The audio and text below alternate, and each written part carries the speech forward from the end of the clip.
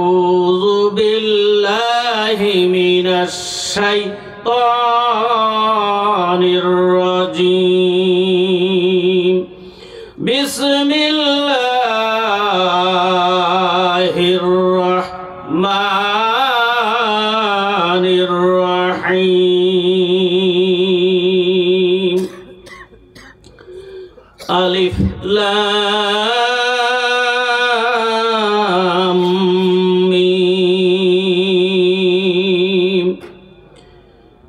আহাসিবান নাসু আইয়ুতরাকু আইয়াকুলু আমান্না ওয়া হুম লা ইফতানুন। ওয়ালাকাদ ফাতান্নাল্লাযীনা মিন ক্বাবলিহিম ফালায়া'লামান্নাল্লাহুল্লাযীনা সাদাকু ওয়ালায়া'লামান্নাল কাযিবিন। সাদাকাল্লাহুল আযীম। وعن أبي هريرة رضي الله تعالى عنه سمعت رسول الله صلى الله عليه وسلم يقول ما استمع قوم في بيت من بيوت الله يتلون كتاب الله ويتدارسون بينهم إلا نزلت عليهم السكينة وغشيتهم الرحمة وحفتهم الملائكة وذكرهم الله في من عنده رواه المسلم. إن الله وملائكته يصلون على النبي يا أيها الذين آمنوا صلوا عليه وسلموا تسليما. সকলে দুরূদ ইব্রাহিম পড়ি।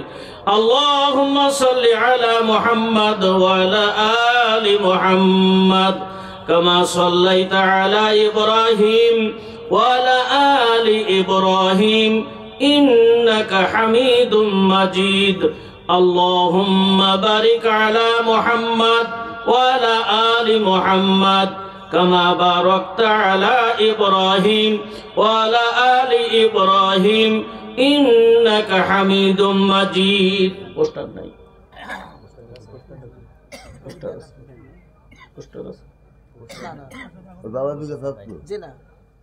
আলহামদুলিল্লাহ। জায়গাটার নাম হলো কি জানো? বলতলা বাজার। জামে মসজিদের কমিটিদের উদ্যোগে, মসজিদ জড় পদার্থ, এটা উদ্যোগ নিতে পারে না। উক্তীয় মসজিদ কমিটি তথা এলাকার ব্যবসায়ী মুসলমান ভাই বাবাজি মা বোনদের সহযোগিতা চেষ্টায় আয়োজিত আজকের এই বার্ষিক মাহফিল, তাই তো? আজকের মাহফিলের সুনামধন্য সুযোগ্য সম্মানিত সভাপতি সাহেব আব্দুল ওয়াহাব সাহেব উপস্থিত এতক্ষণ আলোচনা শুনিয়ে আপনাদেরকে ধন্য করেছেন জনাব হযরত মাওলানা মাজহারুল ইসলাম ডাংনি মেহেরপুর। আরো একজন আলোচক আপনাদেরকে আলোচনা শুনিয়ে ধন্য করেছেন জনাব হযরত মাওলানা বন্ধুবার হাফেজ ইসরাফিল হোসাইন সিদ্দিকী। উপস্থিত আছেন হাফেজ শরীফুল ইসলাম মাওলানা, অন্যান্য মাওলানাগণ, অত্র এলাকার সকল মসজিদের ইমামগণ, সকল মুয়াজ্জিনগণ, সকল হাফেজে কোরআন, বিভিন্ন রাজনৈতিক দলের শ্রদ্ধাভাজন ব্যক্তিবর্গ সহ দূর দূরান্ত থেকে আগত সলেহীন সিদ্দিকিন মুত্তাকিন নামাজি ভাই আর বাপজানেরা, পদ্মার অন্তরালে অবস্থানরত আমার একান্ত আত্মার আত্মীয় কলিজার টুকরা সরলা ও আবলা মা ও বোনেরা, সকলের প্রতি আমি গুনাহগারের পক্ষ থেকে আরো একবার জানাই আন্তরিক মোবারকবাদ। আসসালামু আলাইকুম ওয়া রাহমাতুল্লাহি ওয়া বারাকাতুহু। সৃষ্টিকর্তা মহান মাবুদের দরবারে জানাই শুকরিয়া যে মাবুদ আমাদেরকে এই সময়ে দুনিয়াবি সকল প্রকারের কাজ কারবার থেকে আল্লাহ পাক আমাদেরকে ফারেক করে, রুখসত দান করে, সুযোগ দিয়ে রাসূলের বলা এই জান্নাতের বাগানে এসে বসে মহাগ্রন্থ কোরআনুল কারীম থেকে কিছু কথা বলবার, বুঝবার, শুনবার, পরবর্তীকালে আমল করিবার মন মানসিকতা নিয়ে আল্লাহ পাক আমাদেরকে এখানে একত্রিত হওয়ার সুযোগ দান করেছেন। এজন্য রবের দরবারে শুকরিয়া সকলেই বলি আলহামদুলিল্লাহ। সম্মানিত উপস্থিতি, আমরা যখন এই ময়দানে বসে বসে কোরআনে কারিমের আলোচনা শোনার জন্য একত্রিত হয়েছি, ঠিক এই মুহূর্তে এই বাংলাদেশের হাসপাতালগুলিতে অসংখ্য রোগী মৃত্যু যন্ত্রণায় ছটফট করছে। কথা সত্য কিনা? আল্লাহ পাক যদি ইচ্ছা করতেন আপনাকে আমাকে ওই জাতীয় একটা বড় ধরনের ঘাতক ব্যাধি দিয়ে হাসপাতালের বেডের পরে রেখে দিলেও দিতে পারতেন। এ ক্ষমতা আল্লাহর আছে কিনা?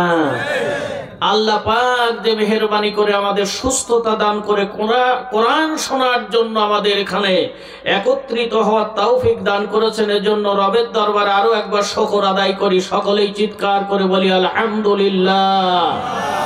আলহামদুলিল্লাহ। যা আপনারা বলতেছেন তাতে মনে হচ্ছে রোজা, সবাই রোজা আছে।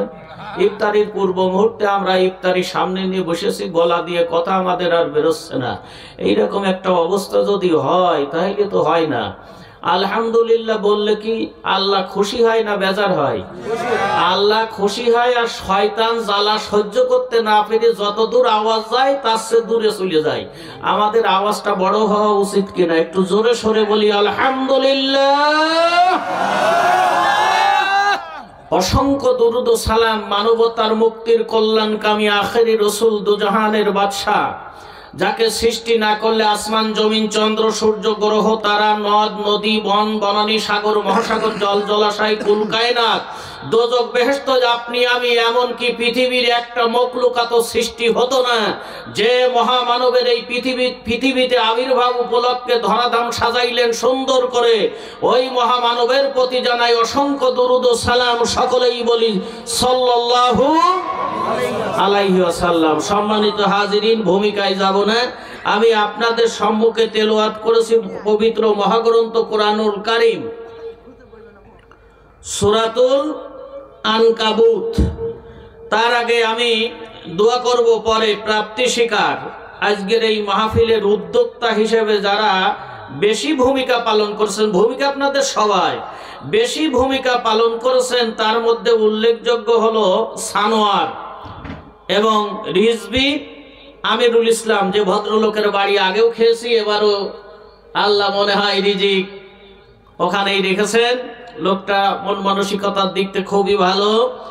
যুবক হিসেবে দুইজন উদ্যোগ নিয়ে আজকের মাহফিল বাস্তবায়নের উদ্যোগ নিয়েছেন, আর সাথেই এলাকাবাসী সহযোগিতা করেছেন। সকলের রুহের মাগফিরাত কামনা করছি, তাদের পূর্বপুরুষ যারা কবরে গেছে আর যত মানুষ তাদের বংশধর পৃথিবীতে বেঁচে আছে তাদের সুস্থতা কামনা করে আমি কোরআনে কারীম থেকে তেলাওয়াত করেছি যে আয়াতে কারিমা, এটির দিকে আমি আপনাদেরকে নিয়ে যেতে চাই। সূরাটির নাম হলো আনকাবুত। আনকাবুত শব্দের অর্থ হলো মাকড়সা। মাকড়সা চেনেন আপনারা? গর্ব করো মানব জাতি আমরা সবার সেরা, খোদার কাছে নাই ভেদাভেদ ধনী গরিব যারা, বাবুই পাখি বেঁধেছে বাসা কেমন কারু কথা, এই সৃষ্টির সেরা মানব জাতি হার মানিল তথা। বাবুর পাখির বাসা বানাইতে পারবেন আপনারা? 20,000 টাকা পুরস্কার দেওয়া হবে একটা পাখির বাসা বানাই দিলে। পারবেন বাবুই পাখির বাসা তৈরি করতে? বাবুই পাখি বেঁধেছে বাসা কেমন কারু কথা, সৃষ্টির সেরা মানব জাতি হার মানিল তথা, আরো বৈজ্ঞানিক হার মানিল গড়তে বাবুর বাসা, জ্ঞানী গুণী ঋষি মনি পাইল না তার দিশা। আবার দেখো কীটমাকড়সা, কীটমাকড়সা জাল বুনেছে বুনো পথের পাশে, ওরে মিহি সুতার জাল পেতেছে শিকার ধরার আসে। পাকনা পালক নাই আছে তার মাকড়সার পাকনা আছে, পাকনা পালক নাই আছে তার হাওয়াই পেতে জাল, জটর জ্বালা মিটাই বসে দিগল নিশিকাল, কীট পতঙ্গ মশা মাছি আপন মনে সরে, ওই প্রান্তে বসে জ্যান্ত শিকার কল কৌশলে ধরে। শূন্যের পরে জাল পেতেছে দক্ষ কারিগর, মানব তোমরা ভেবে দেখো মানবা কিনা হার। আমাদের মাথার পরে আল্লাহ কত সুন্দর করে মজবুত আসমান তৈরি করেছেন। এই আসমানের কি কোনো খুঁটি আছে?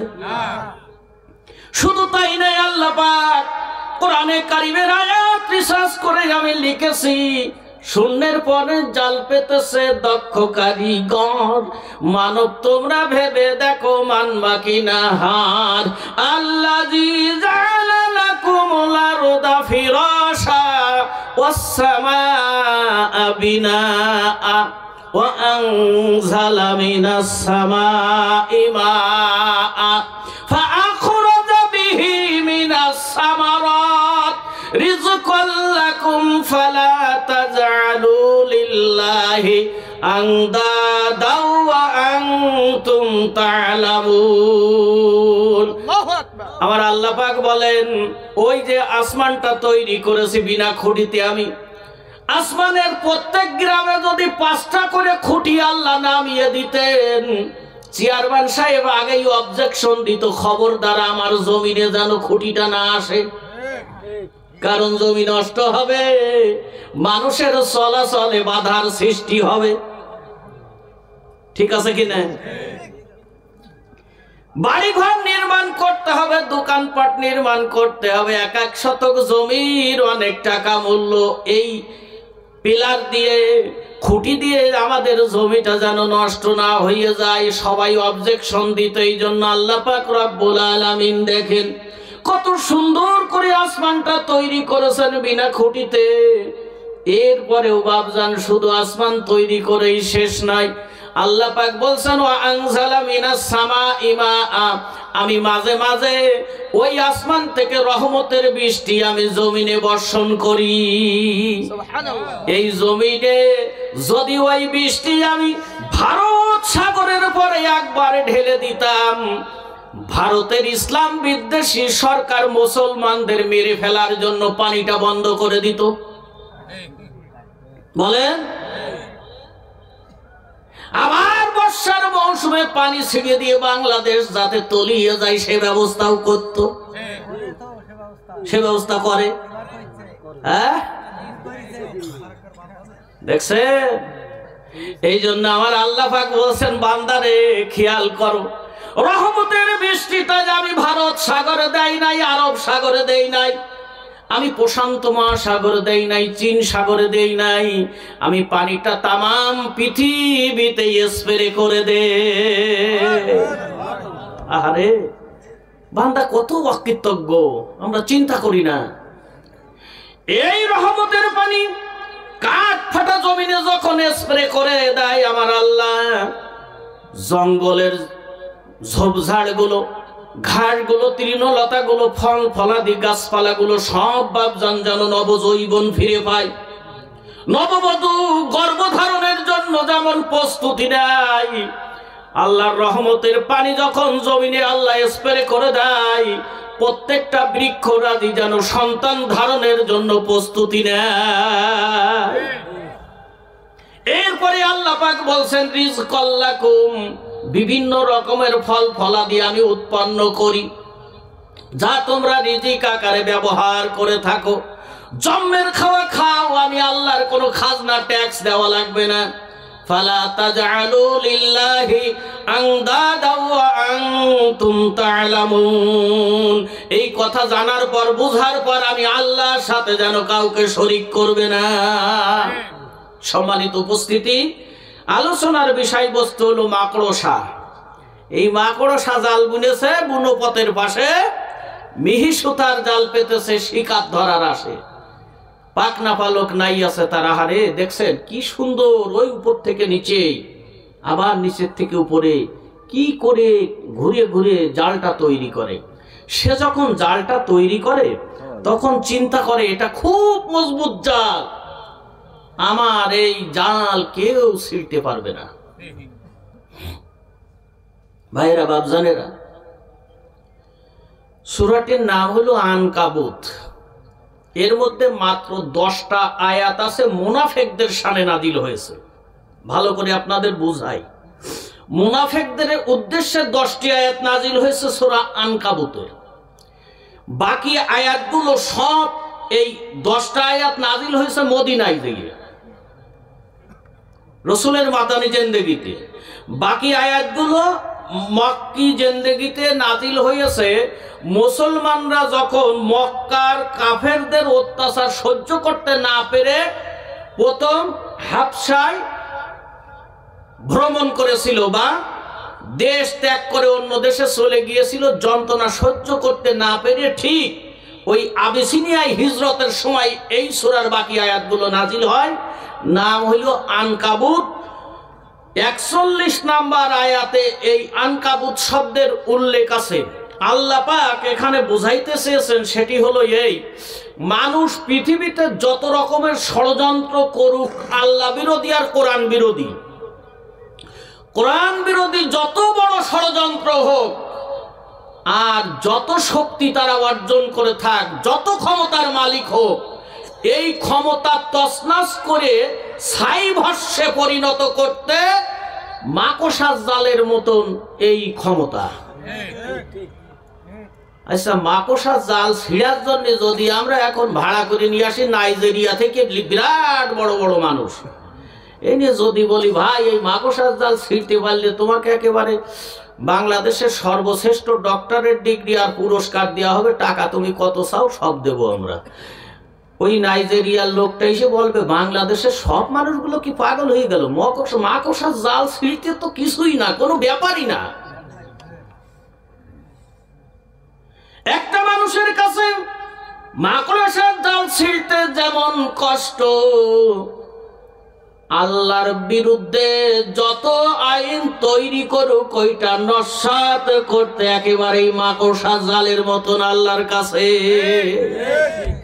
দেখেন, কিছু মনে নিয়েন না বিরোধী দলের ভাইরা, আপনাদের মনে কষ্ট দেওয়ার জন্য না, যেহেতু কোরআনে এসেছে বলতেই হবে। বিগত 5ই আগস্টের আগে যিনারা বাংলাদেশের ক্ষমতায় ছিলেন, টিকে থাকার জন্য ক্ষমতা কোনটা ব্যবহার করতে কি বাকি রেখেছে? বলেন বলেন, ক্ষমতা যত প্রকার আছে সব প্রয়োগ করেছে। তারপরেও আল্লাহ মাকড়সার জালের মতন কয়েক মিনিটে তছনছ করে দিয়েছে, কোন ক্ষমতা কাজে লাগেনি। ভাইরা বাপ জানে না, একান্ত না পঞ্জনেরা আমার আল্লাহ পাক বলছেন, মানুষ কি মনে করো, তোমরা কি ধারণা করেছো, কি ধারণা পোষণ করো? আল্লাহ পাক রব্বুল আলামিন বলছেন, হাসিবান নাসু আইয়ুতরাকু আইয়াকুলু আমান্না ওয়া হুম লা ইউফতানুন। মানুষ কি মনে করে যে আমরা ঈমান এনেছি বললেই তাদের ছেড়ে দেওয়া হবে আর তাদেরকে পরীক্ষা করা হবে না? মানুষের জীবনে পরীক্ষা ছাড়া সার্টিফিকেটের কোনো মূল্য আছে? আমরা যারা মুরব্বী মানুষ আছি, বাচ্চা কাচ্চা সবাই লেখাপড়া করে, এই সন্তানাদি যদি পরীক্ষা না থাকতো লেখাপড়ার কোনো মূল্য থাকতো বলেন? পরীক্ষা বাদে মানুষের লেখাপড়ার যেমন মূল্য নাই, অনুরূপ ভাবে ঈমান এনেছি ওই ঈমানের পরীক্ষা যদি দিতে না হয় এই ঈমানের কোনো মূল্য নাই। যুগে যুগে যারা ঈমান এনেছে তাদেরকে পরীক্ষা দিতে হয়েছে। ভাইরা বাপজানের একান্ত আপনজনের জামাত, আল্লাহ পাক রব্বুল আলামিন বলছেন, শুধু তাই না, তোমাদেরকে ওয়ালাকাদ ফাতান্নাল্লাযীনা মিন ক্বাবলিহিম ফালায়ালামান্নাল্লাহুল্লাযীনা সাদাকু ওয়া লায়ালামান্নাল কাযিবিন। আর আমি তো তাদের পূর্ববর্তীদের পরীক্ষা করেছি, ফলে আল্লাহ অবশ্যই জেনে নেবেন কারা সত্য বলে, আর অবশ্যই তিনি জেনে নেবেন কারা মিথ্যাবাদী। এবার আসুন, পরীক্ষা নবীদের জীবনে এসেছে কিনা বলেন? জাকারিয়া নবীকে 2 ভাগ করা হয়েছে করাত দিয়ে।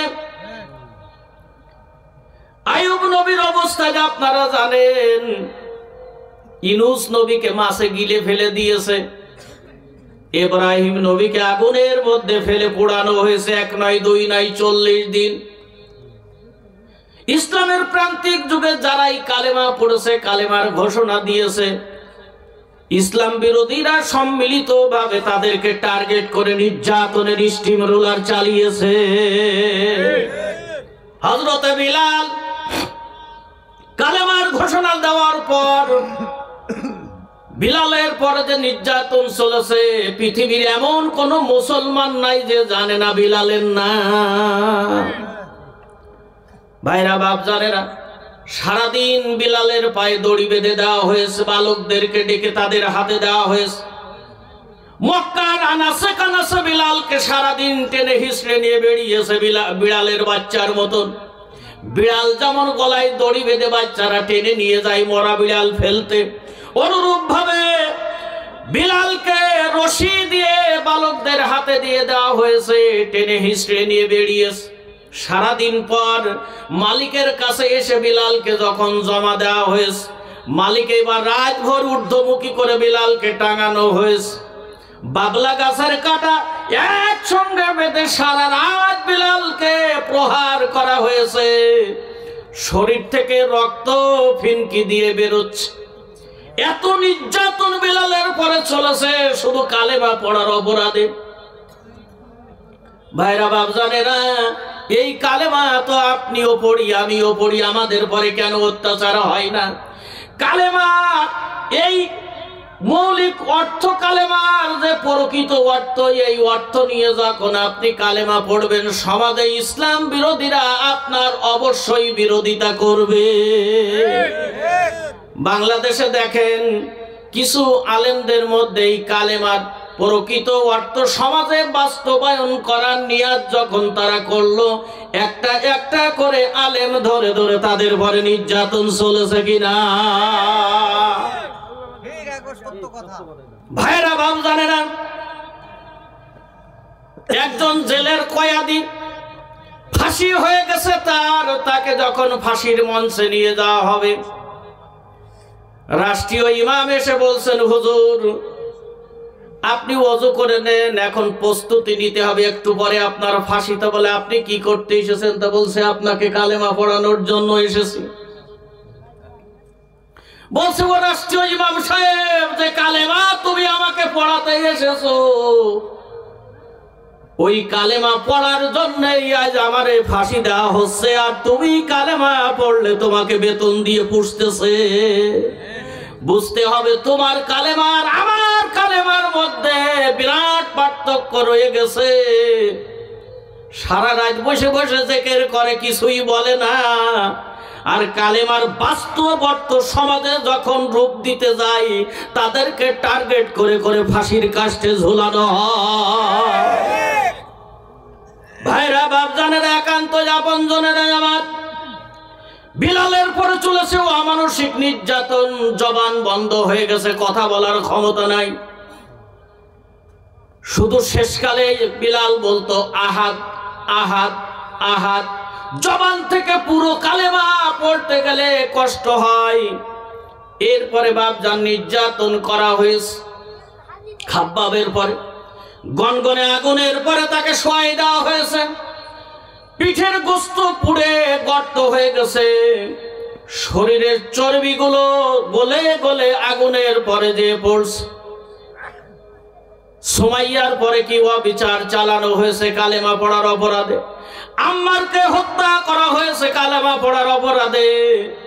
ইয়াসিরকে বাপজান দুইটা উটের পায়ের সঙ্গে দুই পায়ে রশি বেঁধে বাপজান দুইটা উট দুই দিকে চালিয়ে দেওয়া হয়েছে।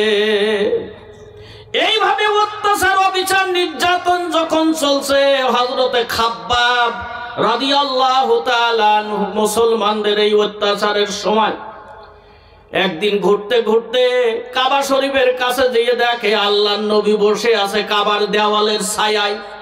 কাবা ঘরের দেওয়ালের ছায়ার গোড়ায় আল্লাহর রাসূল একা একা বসে আছে। খাব্বাব যেয়ে বলছে, বুখারী নাসাই শরীফের ভিতরে আসছে হাদিসটা, বুখারী মুসলিমের ভিতরে উল্লেখ রয়েছে, নাসাই শরীফের ভিতরে রয়েছে। খাব্বাব জি যখন নবীজিকে একা পেয়েছে, পেয়ে বলছে, হে আল্লাহর রাসূল, আপনি কি দেখছেন না আমাদের পরে কি অবিচার শুরু হয়েছে, আমাদের পরে যে অত্যাচার শুরু হয়েছে, আপনি কি এই অত্যাচারের বিরুদ্ধে আমাদের জন্য দোয়া করবেন না? নবীজি তখন বলছেন, ও খাব্বাব, খুব রেগে গেছেন নবীজি, মুখের চেহারা লাল বর্ণ হয়ে গেছে। খাব্বাবকে বিশ্বনবী বলছেন, তোমরা কি ইতিহাস পড়ো না? পূর্বের জামানায় যারা কালেমা পড়েছিল তাদেরকে কালেমা পড়ার অপরাধে মাটির ভিতরে গর্ত করা হয়েছে, গর্তের ভিতরে বুক পর্যন্ত পুঁতে দেওয়া হয়েছে। বুক পর্যন্ত পুঁতে ফেলার পর ওই জ্যান্ত মানুষগুলো করাত দিয়ে ছিঁড়ে ছিঁড়ে দুই ভাগ করা হয়েছে। স্বেচ্ছায় জীবন দিয়েছে, তারা বাতিলের কাছে মাথা নত করে না। কালেমা পড়ার অপরাধে নবদীক্ষিত মুসলমানগুলিকে ধরে একত্রিত করা হয়েছে, লোহার চিরুন দিয়ে তাদের শরীরের মাংস আলাদা করা হয়েছে। এত নির্যাতন চলেছে, তারপরেও তারা বাতিলের কাছে মাথা নত করে না। এটাই হলো ইমানের পরীক্ষা। ভাইরা, বাপজানেরা, বাংলাদেশের জনগণেরা, মুসলমান বলে যারা দাবি করি, আমাদের এখন কালেমার পরীক্ষা দিতে হবে। এই কালেমার পরীক্ষা দেওয়ার সময় কিন্তু বাংলাদেশে সুন্দর একটা পরিবেশ আসতেছে। জিকির দেন লা ইলাহা ইল্লাল্লাহ, লা ইলাহা ইল্লাল্লাহ, লা ইলাহা ইল্লাল্লাহ, লা ইলাহা ইল্লাল্লাহ, লা ইলাহা ইল্লাল্লাহ মুহাম্মাদুর রাসূলুল্লাহ। ভাইরা, বাপজানেরা, একান্ত যাপন জনেরা আমার, কালেমার পরীক্ষা, পরীক্ষা মানে দলিল, দলিল না দেখে কেউ বিশ্বাস করে না। আপনাদেরকে একটা দলিলের কথা আমি বলছি। পৃথিবীতে আল্লাহ পাক রব্বুল আলামিন যুগে যুগে একের অধিক নবী পৃথিবীতে প্রেরণ করেছেন। প্রত্যেক জাতির জন্য আল্লাহ নবী প্রেরণ করেছেন। এক একটা গোষ্ঠীর জন্য স্পেশাল এক একটা নবী প্রেরণ করেছিলেন। কিন্তু আমাদের নবী তামাম পৃথিবীর মানুষের জন্য নবী। কথা ঠিক আছে কিনা? পূর্বের জামানায় এক একটা গোত্রের কাছে এক একটা নবী প্রেরণ করেছিলেন। দেখুন, পবিত্র কোরআনুল কারীম সূরাতুল আল আরাফ ৭৩ নম্বর আয়াতে আল্লাহ পাক রব্বুল আলামিন বলছেন, বিসমিল্লাহির রাহমানির রাহিম, ওয়া ইলা সামুদ আখাহুম সালিহান ক্বালা ইয়া কওমি ইবুদুল্লাহা মা লাকুম মিন ইলাহিন গায়রুহু قد جاءتكم بينة من ربكم هذه ناقة الله لكم آية فذروها تأكل في أرض الله ولا تمسوها بسوء فيأخذكم عذاب আলিম। সামুদ জাতির হেদায়েতের জন্য তাদেরই ভাই হযরত সালেহকে আল্লাহ প্রেরণ করলেন। সালেহ আলাইহিস সালাম পৃথিবীতে আবির্ভূত হওয়ার পর জাতির লোকদেরকে ডেকে এক জায়গায় করলেন, বললেন, ইয়া কওম, ও আমার সম্প্রদায়ের লোকেরা, ও বুধু, সেই রবের ইবাদত করো যে রব তোমাদের তৈরি করেছেন। জাতির লোকেরা বলল, তুমি ইবাদত করতে বলবা আর আমরা পালে পালে সেই কথা মেনে নেব, ভাবলে কি করে? তুমি নবী কিনা আমরা পরীক্ষা করতে চাই, তোমাকে পরীক্ষা লাগে কিনা? তুমি যে সঠিক নবী কিনা আমরা তোমাকে পরীক্ষা নিতে চাই। জাতির লোকেরা যখন পরীক্ষা নিতে চাইল, সালেহ আলাইহিস সালাম বললেন, তোমরা কি পরীক্ষা নিবা? জাতির লোকেরা তখন বলল, আমাদের সামনে পরীক্ষা দিতে হবে, আপনি সঠিক নবী তার প্রমাণ। সেই পরীক্ষাটা হলো, তারা বলল যে ওই যে কাতেব পাহাড় দেখা যায়, একটা পাহাড় দেখাই দিল, এই পাহাড়ের গায়ে ছোট্ট একটা কাঁচের মতন মার্বেল আছে, দূর থেকে মার্বেল মার্কায় একটা পাথর তারা দেখিয়ে দিল, বলল ওই পাথরের মাঝখান থেকে যদি 10 মাসের গর্ভবতী একটা জ্যান্ত উট তুমি বের করে আনতে পারো। কথা বুঝেছেন? জ্যান্ত একটা উট ছোট্ট পাথরের মাঝখান থেকে বের করে আনতে হবে, তারপরে উটটা হবে 10 মাসের গর্ভবতী। আবার বেরিয়ে কোনো দিকে গেলে হবে না, ডাকতে ডাকতে আমাদের বাড়ির ভিতর ঢুকবে, মানে ওই সম্প্রদায়ের লোকের বাড়ির ভিতর ঢুকবে, ঢুকার সাথে সাথে শুয়ে পড়বে, শুয়ার সাথে সাথে একটা বাচ্চা দেবে। বুঝেছেন? একটা আশ্চর্য কথা না? কতগুলো আশ্চর্য কথা বলতেছে। ছোট পাথরের মাঝখান থেকে বড় একটা বিশাল দেহের একটা জ্যান্ত উট, এরপরে উটটা গর্ভবতী হবে, তাও 10 মাসের, ডাকতে ডাকতে আমাদের বাড়ির মধ্যে যাবে, যেই পরে একটা বাচ্চা প্রসব করবে। এইটা যদি দেখাইতে পারো, আমরা তোমার পরে ঈমান আনতে পারি, তোমাকে নবী বলে মানতে পারি। এই পরীক্ষা তোমাকে দিতে হবে যেটা তুমি সঠিক নবী কিনা। আল্লাহ পাক বললেন ঠিক আছে। সালেহ আলাইহিস সালাম বললেন, আল্লাহ, এমন এক মূর্খ জাতি যে প্রশ্ন করেছে এর উত্তর তো দূরের কথা, প্রশ্ন করতেই আমার লজ্জা লাগছে। আল্লাহ জানে না কি প্রশ্ন করেছে। আল্লাহ সালেহকে বলছে, তোমার কাছে কি প্রশ্ন করেছে বলো দেখি। সালেহ আলাইহিস সালাম যখন বর্ণনা দিলেন, আল্লাহ পাক বলছেন, ও সালেহ, এই জাতির লোকেরা তোমার কাছে জাতীয় প্রশ্ন করবে আমি অনেক আগে থেকে জানতাম। ওই দিন থেকে তোমার নবুয়তের জ্বলন্ত প্রমাণ ওই পাথরের মাঝখানে জ্যান্ত একটা উট আটকিয়ে রেখে প্রতিদিন আমি তাকে রিজিক দিয়ে বাঁচিয়ে রেখে দিয়েছি। তুমি আমার কাছে দোয়া করেন, যেই মাত্র ডাক দিবে, হাতের ইশারা করে ডাক দিবে, বিকট একটা আওয়াজ হবে, ওই আওয়াজে পাথরটা ফেটে দুখণ্ড হয়ে যাবে। বিরাট বড় দেহের একটা জ্যান্ত উট ডাকতে ডাকতে সামুদ জাতির বাড়ির মধ্যে প্রবেশ করবে। চিন্তার কোনো কারণ নাই, কিন্তু মজার ব্যাপার হলো এই, যে জিনিসে উপকার করে বেশি, ও জিনিসে ক্ষতির পরিমাণটাও হয় অনেক বেশি। এই যে কারেন্টে মানুষের কত উপকার করে।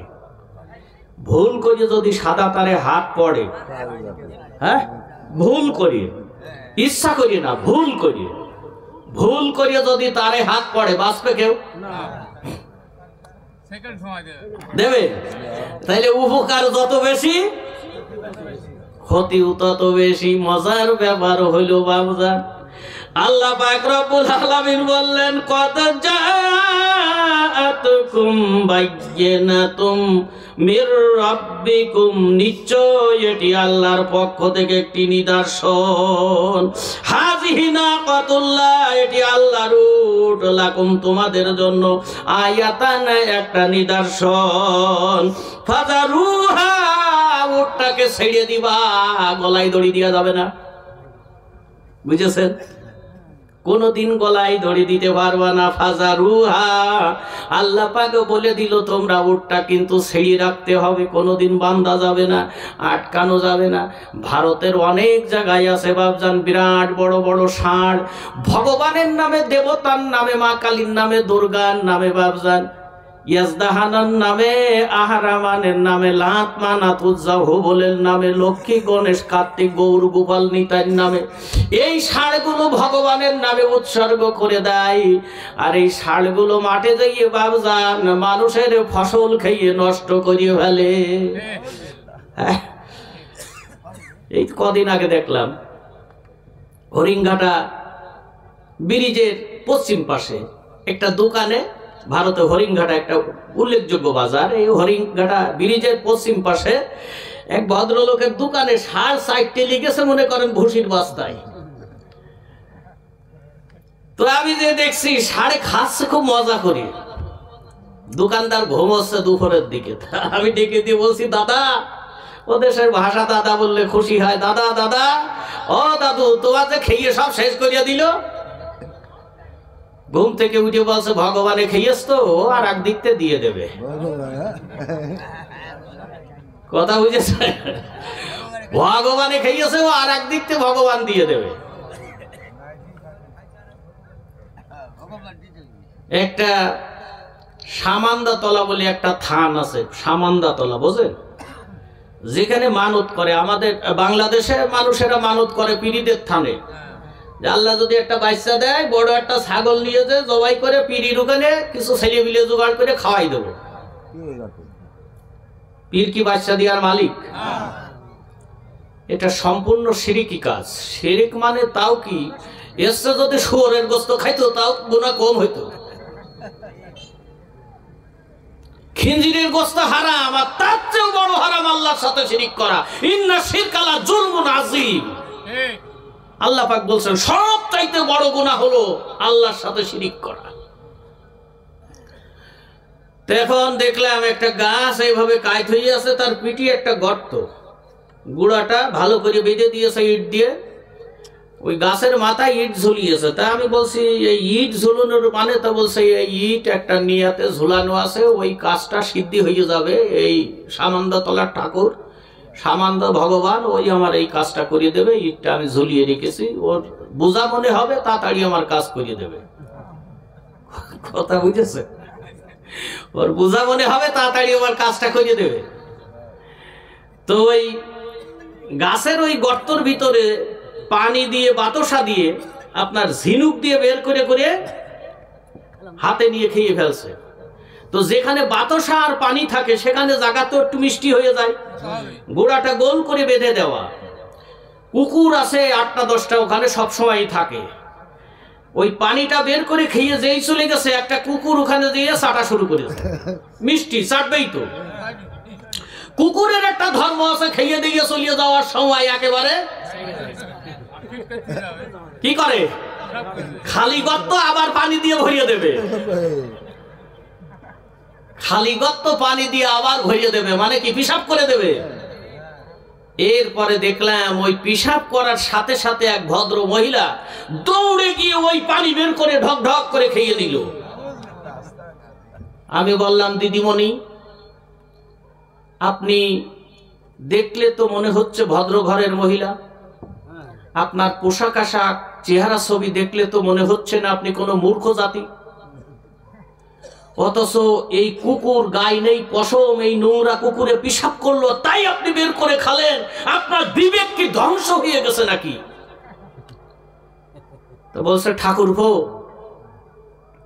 আপনি আপনার চোখ দিয়ে ওটারে কুকুর বলেই দেখেছেন, কারণ এই আধ্যাত্মিক জগতের চোখ তো আপনার নেই, ভগবান দিইনি।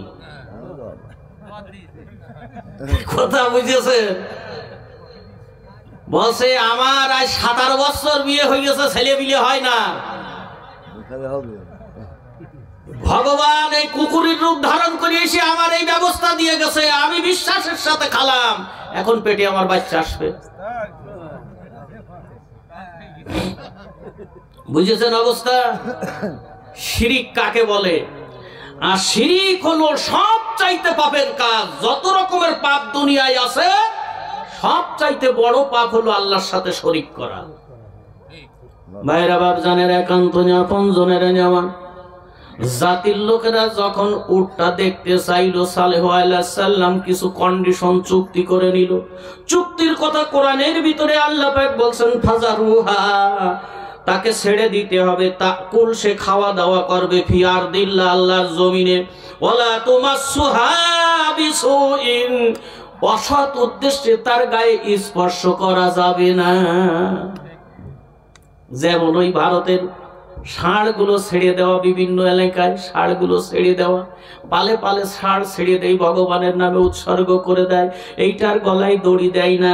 এইটা এখন ওই ভারতের হিন্দুরাই পালন করে। এই আয়াতের অর্থ আমি যেদিন তাফসীর নিয়ে বসলাম, আমি চিন্তা করলাম, সামুদ জাতির লোকেরা যা করেছিল ভারতের হিন্দুরা তাই করে এখন।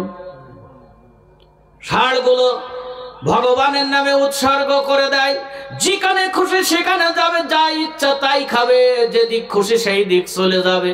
আল্লাহ পাক ঠিক উল্লেখ করেছেন, ফাজারুহা, তাকে ছেড়ে দিতে হবে, তাকুল, খেয়ে বেড়াবে, ফি আরদিল্লাহ, আল্লাহর জমিনে, ওয়ালা তুমাসসুহা, স্পর্শ করবা না, খবরদার খবরদার, বিসুইন, অসৎ কোনো উদ্দেশ্যে যদি স্পর্শ করো, ফায়াখুযাকুম, অবশ্যই গ্রেফতার করবে তোমাদেরকে, আযাবুন আলীম, আল্লাহর পক্ষ থেকে আযাব এসে তোমাদেরকে গ্রাস করবে।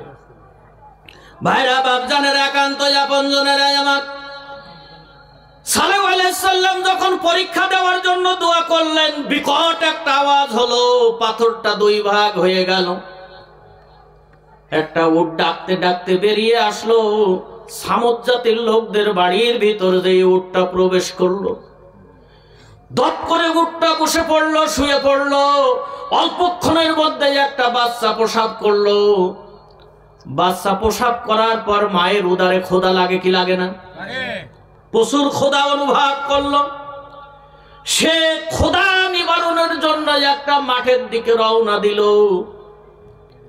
মাঠে যে মাঠে বাপজান এই উটটা খাওয়ার জন্য গেল, আল্লাহ পাক তো বলেছেন ফাজারুহা, ছেড়ে দিতে হবে, বাধা দেওয়া যাবে না, যেদিক খুশি সেই দিক যাবে, কেউ তাড়াতে পারবে না, ফিরাতে পারবে না।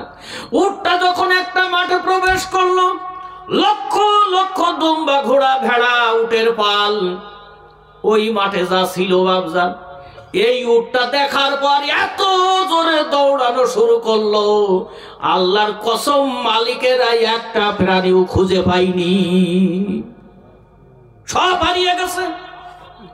যেটা পূর্ব দিকে দৌড়ানো শুরু করে কোনদিন আর পশ্চিমে মুখ করে না, পশ্চিম দিকে দৌড়ানো শুরু করে পূর্ব দিকে দেখে না। এইভাবে পাল পাল পশু বাপজান হারিয়ে যেতে লাগলো। এই উটটা স্বাভাবিক কোনো উট ছিল না। নাইজেরিয়ার মানুষ কি আপনারা দেখেছেন বাপজান? টেলিভিশনে দেখবেন, সশরীরে হয়তো দেখেননি, অথবা দেখতে পারেন, আমি সশরীরে দেখেছি।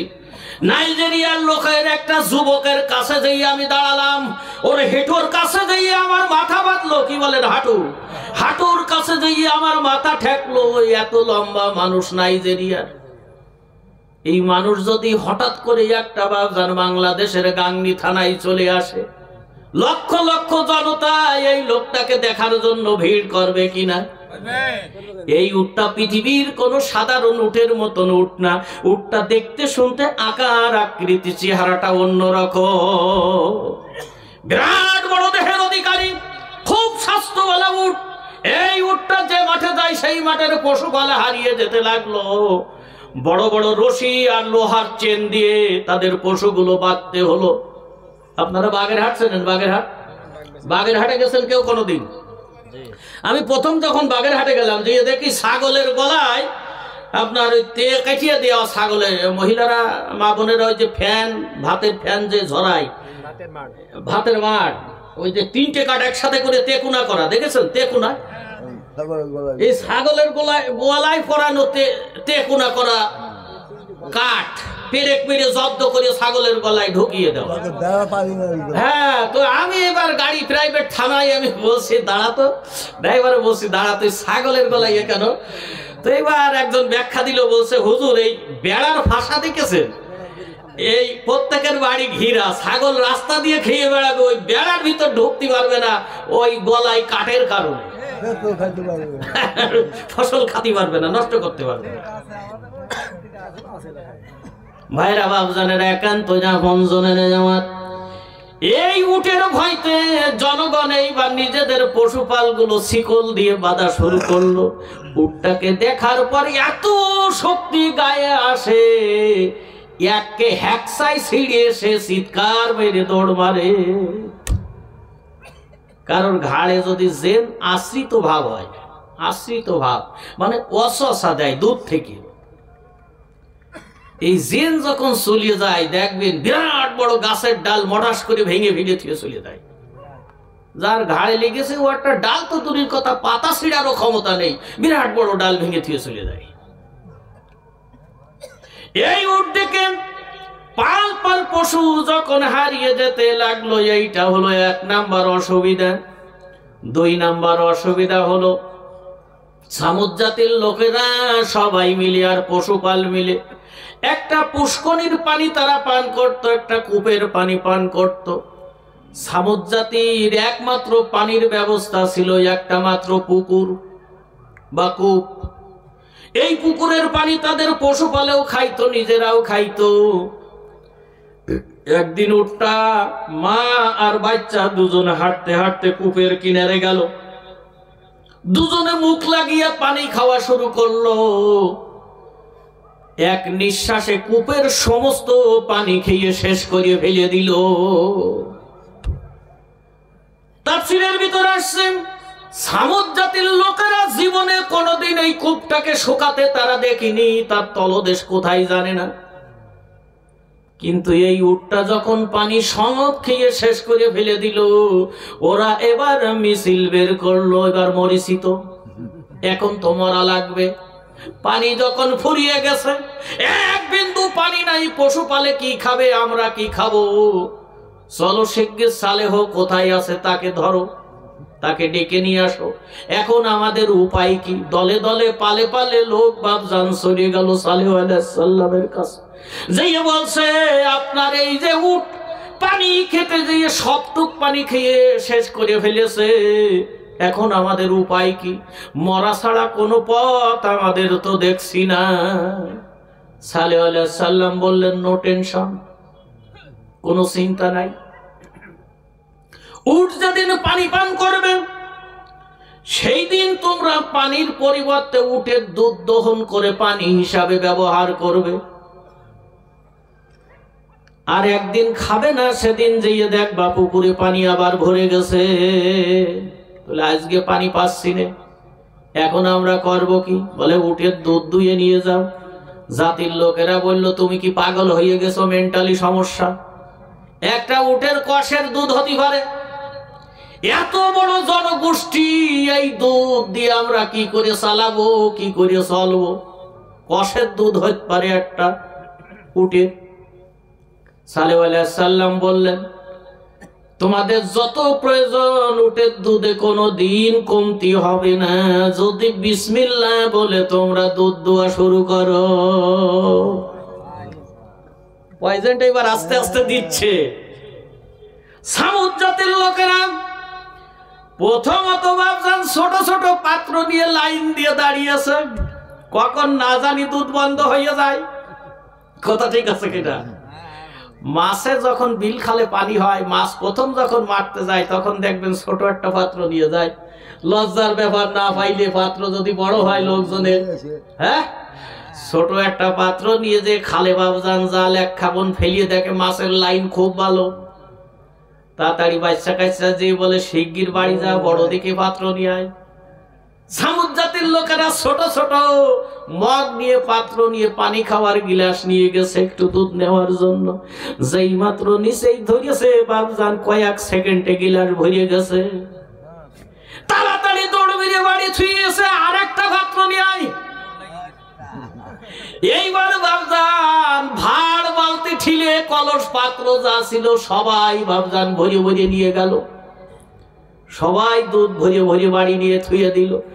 সকালবেলায় ঘুম থেকে উঠে দেখে ওই দুধ জমে জমে দই হয়ে গেছে, মাখন হয়ে গেছে, রসগোল্লা হয়ে গেছে, সন্দেশ হয়ে গেছে, পেড়া হয়ে গেছে বাবজান, অনেক মিষ্টি দ্রব্য হয়ে গেছে, নতুন নতুন মিষ্টি তৈরি হয়ে পড়ে আছে। এইবার গালে দিয়ে দেখে, ওরে সুন্দর টেস্টে, আল্লাহ এত সুন্দর মিষ্টি তো জীবনে কোনোদিন খাইনি। ওই জাতির লোকরা এবার নিজেদের এলাকার চাহিদা মিটার পরে বাইরের দেশে রপ্তানি করা শুরু করে দিল। আল্লাহর এই রহমতের উট, এই বরকতের উট এত দুধ দিতে লাগলো, জাতির লোকেরা মিষ্টি সামগ্রী বাইরের বাজারে বিক্রি করার জন্য পাঠিয়ে দিল। কিন্তু মজার ব্যাপার হলো, ওই জামানায় দুইজন মহিলা ছিল। পৃথিবীতে যত অশান্তি বেশিরভাগ হলো মহিলারা। মা বোনেরা রাগ করেন না, আপনাদের পক্ষে ওয়াজ আছে, আমি বলবো পরে। দুইজন মহিলা ছিল, একজনের নাম হলো আনোয়াজ, আর একজনের নাম হলো সদুক। আনোয়াজ ছিল সে অত্যন্ত সুশ্রীবান, ফাইন কায়দার চেহারা। আর সদুক ছিল বিবাহিত একজন নারী, ওর 2 থেকে 3টে সুন্দরী মেয়ে ছিল। আনোয়াজ আর সদুক দুজনে বলল, এই উটটার কারণে আমাদের পশুপালের ব্যবসা সব ভেস্তে গেল। একের পর এক পাল বিলীন হয়ে যাচ্ছে। পশুপালের ব্যবসায়ী 2 মহিলার ছিল। পশু যখন হারিয়ে যাচ্ছে, তখন তারা দুজনে মিলে পরামর্শ করলো, এই উটটাকে যদি মেরে দিতে না পারি, তাহলে আমাদের এই ব্যবসা আর হবে না। এইবার তারা দুজনে পরামর্শ করে 9 সদস্য বিশিষ্ট এক ডাকাত দলের সর্দারকে ডাকলো। 9 সদস্য বিশিষ্ট ডাকাত দলের সর্দার দুজন ছিল, একজনের নাম ছিল মেসদা আর একজনের নাম ছিল কাইসার। মেসদা আর কাইসারকে তারা খবর দিল। খবর শুনে তারা দ্রুত গতিতে ঘটনাস্থলে গেল। আনোয়াজা সদক বলল, শোনো, এই যে উটটা সালেহ আলাইহিস সালাম পাথর থেকে বের করেছে, এই উটটাকে যদি মেরে দিতে পারো তাহলে আমাদের ইস্তাবার অস্তাবার সয় সম্পত্তি সব তোমাদের দিয়ে দেবো, আর আমার এই সুন্দরী মেয়েগুলো তোমাদের হাতে তুলে দেবো। আর একজন বলল, আমি নিজেই সুন্দরী যুবতী, আমি তোমার সাথে বিয়ে বসবো।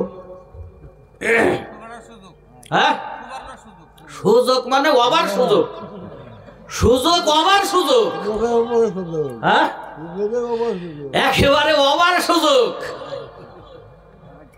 এই অবার সুযোগ ভোগ করার জন্য ডাকাত দলের সর্দার দুজন কূটকৌশল অবলম্বন করলো।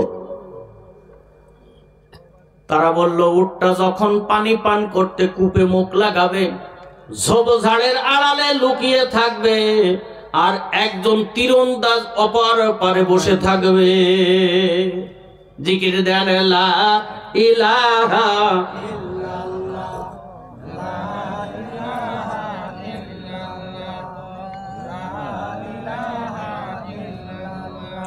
লা ইলাহা ইল্লাল্লাহ মুহাম্মাদুর রাসূলুল্লাহ। মেসদা বলল, আমি ঝোপঝাড়ের আড়ালে লুকিয়ে থাকবো। কাইসার বলল, আমি তীর নিক্ষেপ করব মাথা বরাবর, উটটা যখন মাটিতে পড়ে যাবে বাকি সদস্যরা দৌড়ে গিয়ে উটের পা গুলো কেটে দেবে।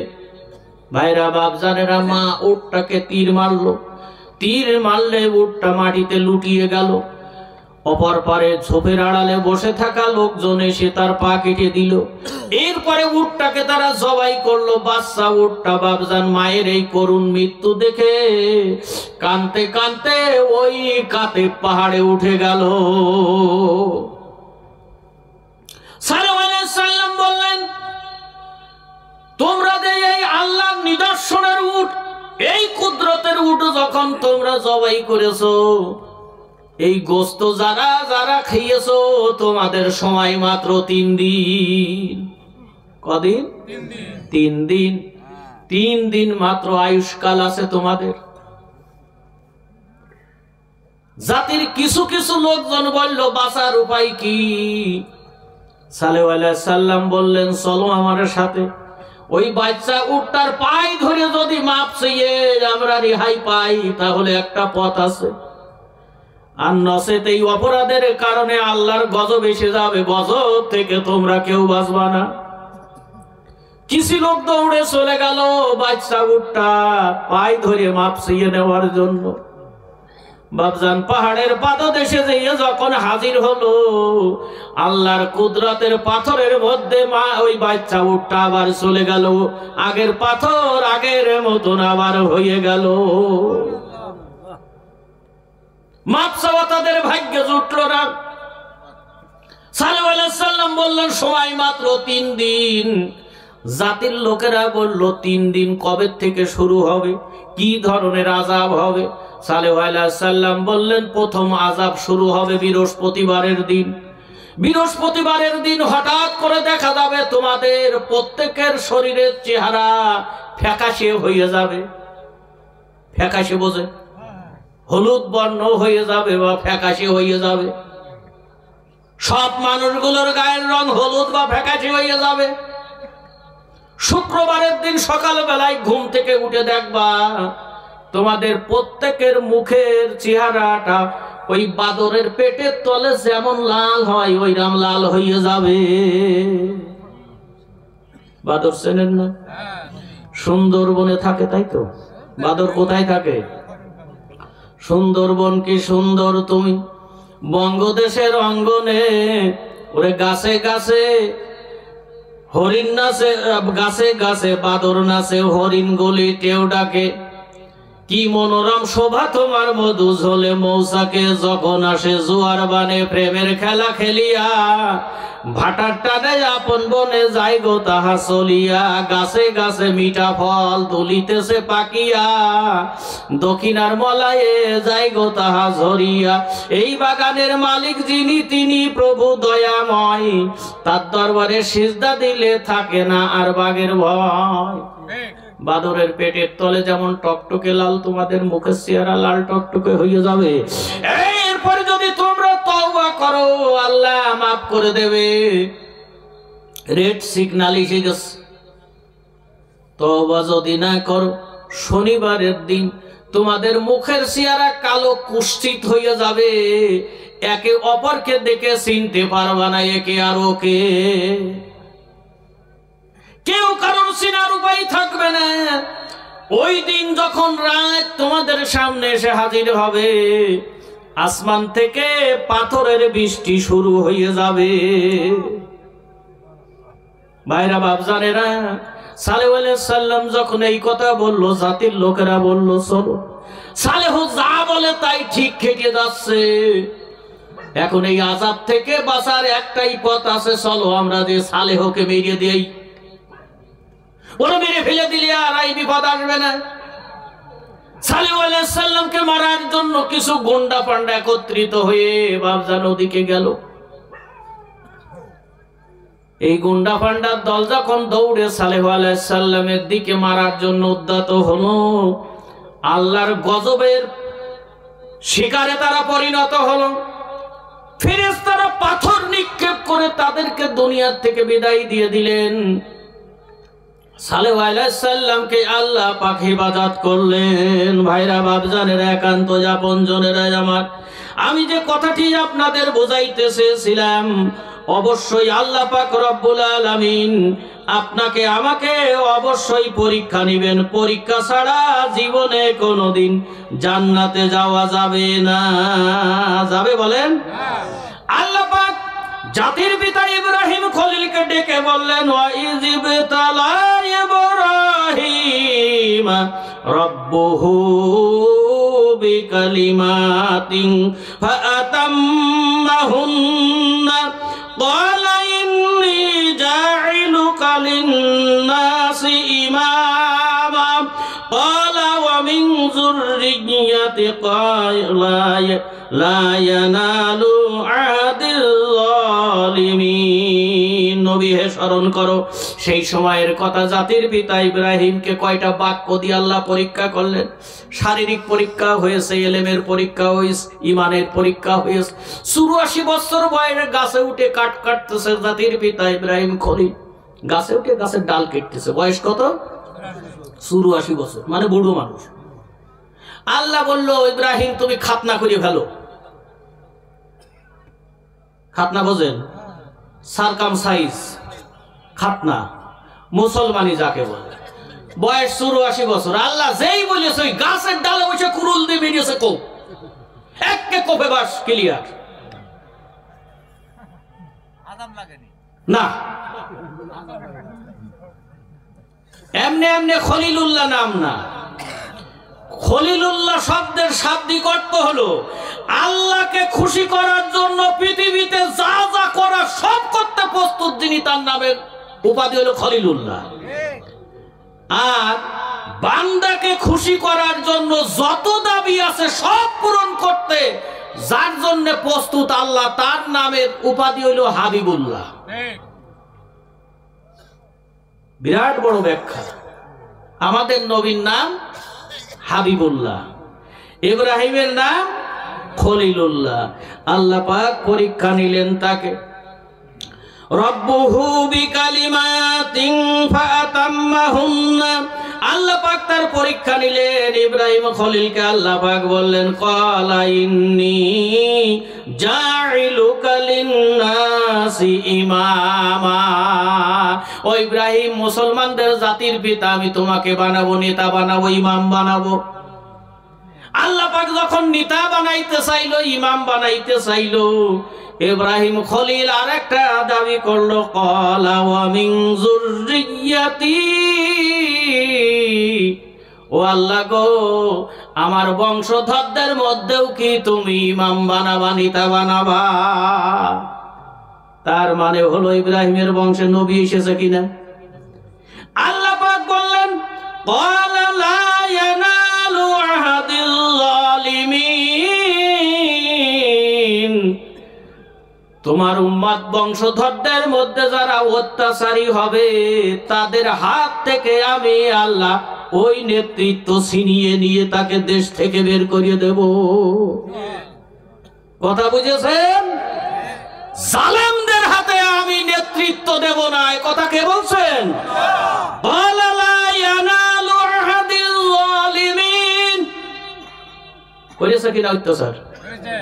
করেছে কিনা? ক্ষমতা কি আছে?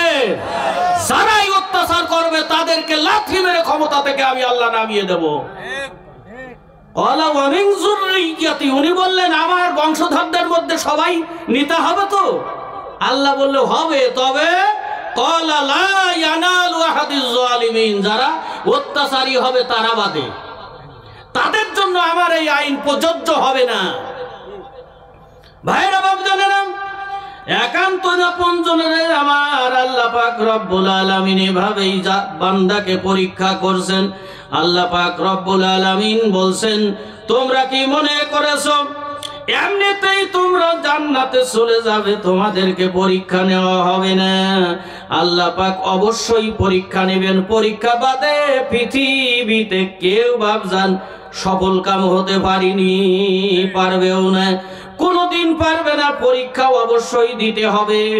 আল্লাহ পাক রব্বুল আলামিন কত সুন্দর করে বলছেন, আম হাসিবতুম আন তাদখুলুল জান্নাতা ওয়ালাম্মা ইয়াতিকুম মাসালুল লাযিনা খালাউ মিন ক্বাবলিকুম মাসাতুহুমুল বাসাউ ওয়াদ-দাররাউ ওয়া যুলজিলু হাত্তা ইয়াকুলার রাসূলু ওয়াল্লাযিনা আমানু মা'আহু মাতা নাসরুল্লাহ।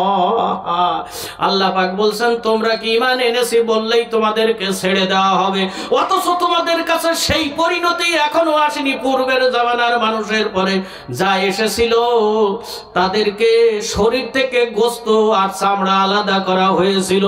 যন্ত্রণা সহ্য করতে না পেরে ওই জামানার নবীরা এবং নবীদের সাথে ঈমানদারেরা বলেছিল, মাতা নাসরুল্লাহ, আল্লাহ আপনার সাহায্য আর কত বাকি, কত দেরি আছে আপনার সাহায্যের। ভাইরা বাপজানের, একান্ত আপনজনেরা আমার, ঈমানের পরীক্ষা যদি আমরা না দিতে পারি অবশ্যই আল্লাহ রাব্বুল আলামিন আমাদেরকে সাকসেস করবেন না। অবশ্যই জান্নাত পেতে হলে ঈমানের পরীক্ষা আমাদের দিতে হবে। লা ইলাহা, আরো জোরে লা ইলাহা, লা ইলাহা ইল্লাল্লাহ, লা ইলাহা ইল্লাল্লাহ, লা ইলাহা ইল্লাল্লাহ মুহাম্মাদুর রাসূলুল্লাহ। লা ইলাহা, আরো জোরে লা ইলাহা, লা ইলাহা ইল্লাল্লাহ, লা ইলাহা ইল্লাল্লাহ মুহাম্মাদুর রাসূলুল্লাহ। সকলেই বলি সাল্লাল্লাহু আলাইহি ওয়াসাল্লাম। ভাইরা বাপজানেরা, একান্ত আপনজনেরা আমার, ইব্রাহিম খলিল আরো একটা পরীক্ষা নিলেন আল্লাহ পাক রব্বুল আলামিন ইব্রাহিম খলিলকে। কি পরীক্ষা? সেইটা হলো সন্তানের ব্যাপারে একটা পরীক্ষা নিয়েছিলেন আল্লাহ পাক রব্বুল আলামিন।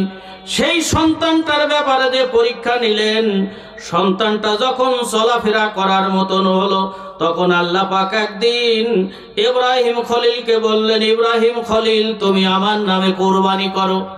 কোরবানি করার কথা বলেছিল কিনা?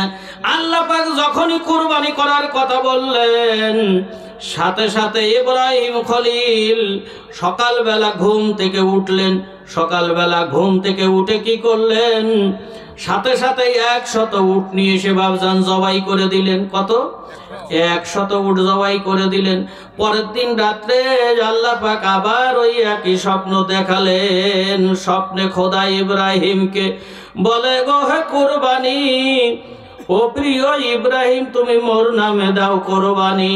সকালবেলায় উঠে খলিল করতে খোদার হুকুম তালিম 100 উট করলো জবাই এমনি মনের বলখানি।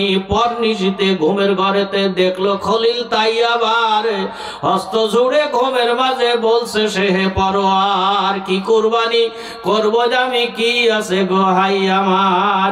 আল্লাহ করিম কয়, ইব্রাহিম দাও কোরবানি, তাই মেরা ভবের মাঝে সবের চেয়ে অধিক প্রিয় সেই তেরা। ওই ইসমাইল যে পুত্র তোমার প্রাণের চেয়ে সেই সেরা। আল্লাহ করিম কয়, ইব্রাহিম দাও কোরবানি, তাই মেরা। আল্লাহ পাক বললেন, ফালাম্মা বালাগা মাহু সা'য়া ক্বালা ইয়া বুনাইয়া ইন্নী আরা ফিল মানামি আন্নী আযবাহুকা ফানজুর মাযা তারা। ইব্রাহিমকে পরীক্ষা করার জন্য কোরবানির কথা যখন বললেন, স্বপ্নে দেখালেন। এরপরে ইব্রাহিম খলিল স্বপ্ন থেকে জাগ্রত হলেন, ছেলেটাকে ডাক দিলেন, ডেকে বললেন, ইন্নী আরা ফিল মানাম, আমি ঘুমানো অবস্থায় থাকাকালীন সময় আমি স্বপ্ন দেখেছি। মানাম, ঘুমিয়ে থাকা অবস্থায় আমি স্বপ্ন দেখলাম। ছেলে বলছেন, আব্বা কি স্বপ্ন দেখেছেন? এবার ইব্রাহিম বলছে, আন্নী আযবাহুকা ফানজুর মাযা তারা, আমি ঘুমের ঘরে স্বপ্ন দেখেছি আমি তোমাকে জবাই করতেছি। ও পুত্র, এ ব্যাপারে তোমার মতামত কি? মাজা তারা, তোমার কি পরামর্শ? পুত্র এবার বলছেন, ক্বালা ইয়া আবাতি ফাআল মা তু'মারু সাতাজিদুনি ইনশাআল্লাহু মিনাস সাবিরিন। আব্বা গো, যে স্বপ্ন আপনি দেখেছেন ওটা স্বপ্ন না। পয়গম্বররা যে স্বপ্ন দেখে সেটা স্বয়ং ওহী। আপনি যে স্বপ্ন দেখেছেন তা বাস্তবে পরিণত করেন, নিশ্চয়ই আপনি আমাকে ধৈর্যশীলদের ভিতরে পাইবেন। বিয়াদবি করব না, দাপাদাপি করব না, জীবনের মায়া করব না, কোন অবস্থাতে আপনার বিরুদ্ধে কোন আমি অবস্থান নিব না। আপনি যা স্বপ্ন দেখেছেন বাস্তবে তা করে ফেলেন, আমি অবশ্যই ধৈর্য ধরব। ভাইরা বাপ জানে না, ফালাম্মা বালাগা মাহু সা'য়া মানে চলাচল করার মতন হইছে, হাঁটাচলা করতে পারে। হাঁটাচলা করতে পারে এমন বয়স তাফসীরের ভিতরে আসছে 12 থেকে 13 বছর বয়স তখন ইসমাইলের। 13 বছরের একটা ছেলে বাবজান কিছু কম বেশি বোঝে না? এই বয়সের ছেলেকে যখন বলা হচ্ছে আল্লাহ নির্দেশ দিয়েছে তোমাকে জবাই করা হবে, বর্তমান বিশ্বের বাবজান এমন সন্তানেরা বলতো, মল্লি তুমি মরো, আমি এর মধ্যে নেই। বলতো কিনা? বললি তুমি মরো গে, আমি ওর মধ্যে নেই। ইব্রাহিম খলিলকে পরীক্ষা নেওয়ার জন্য আল্লাহ পাক বললেন, ফালাম্মা বালাগা মাহু সা'য়া, চলাচল করার মতন বয়সে উপনীত হয়েছে, তখন আল্লাহ পাক তাকে যখন ঘুমের ভিতরে ইশারা করলেন, ছেলেকে ডেকে বলছেন, ক্বালা ইয়া বুনাইয়া, ও আমার পুত্র, ইন্নী আরা ফিল মানাম, আমি ঘুমানো অবস্থায়, নাম থাকা অবস্থায় ঘুমানো, আসসালাতু খায়রুম মিনান নাম বলিনি আমরা, নাম মানে ঘুমানো। ইন্নী আরা ফিল মানাম, আমি ঘুমের ঘরে স্বপ্ন দেখেছি, লক্ষ্য করলাম, আন্নী আমি দেখছি, আযবাহুকা তোমাকে আমি জবাই করতেছি। আযবাহুকা মানে তোমাকে জবেহ করছি আমি। এখন ইব্রাহিম খলিল বলছেন, আন্নী আযবাহুকা তোমাকে জবাই করছি আমি ঘুমের ঘরে দেখলাম। ফানজুর, এখন তোমার কাছে আমি জানতে চাই, তোমার কাছে শুনতে চাই, মাজা তারা, এ ব্যাপারে কি মতামত তোমার? সঙ্গে সঙ্গে ছেলে বলছে, ক্বালা ইয়া আবাতি ফাআল, ও আমার পিতা আপনি তা করিয়ে ফেলেন। আপনি করিয়ে ফেলেন যা স্বপ্ন দেখেছেন। মা তো উমারু সাতাজিদুনি ইনশাআল্লাহু মিনাস সাবিরিন, অবশ্যই আমি অন্য ছেলেদের মতন আমি ধৈর্য ধারণ করব। ভাইরা বাপজানেরা, পিতা হয়ে পুত্রের গলায় ছুরি চালানো কি চারটেখানি কথা নাকি? এই পরীক্ষা আমরা যে এই বছরে একবার কোরবানির চাঁদ যখন ওঠে কোরবানি দেওয়ার দরকার, আমাদের পরে যাদের কোরবানি ফরজ হইয়াছে, আমরা কি করি? হাটে দিয়ে সবচাইতে দুর্বল প্রকৃতির একটা ছোট্ট ছাগল কিনি, কোন রকম সংসারের লোকজন খেয়ে দিয়ে যাতে কিছু বাঁচে বা নাও বাঁচে, এইরকম একটা ছোট চালাকি করি কি করি না? হ্যাঁ, একেবারে চালাকি করি। তারপরে দেখা যায় যার পরে কোরবানি ওয়াজিব হয়েছে সে তো তার ধারে কাছেও যায় না। এখন গ্রামের লোকেরা কোরবানি করে, ওই গোস্ত বাড়ি বাড়ি পৌঁছই দেওয়ার নিয়ম কি আছে আপনাদের এদিকে? আছে? বাড়ি বাড়ি গোস্ত পৌঁছই দেওয়া একদম জায়েজ নেই, জায়েজ নেই।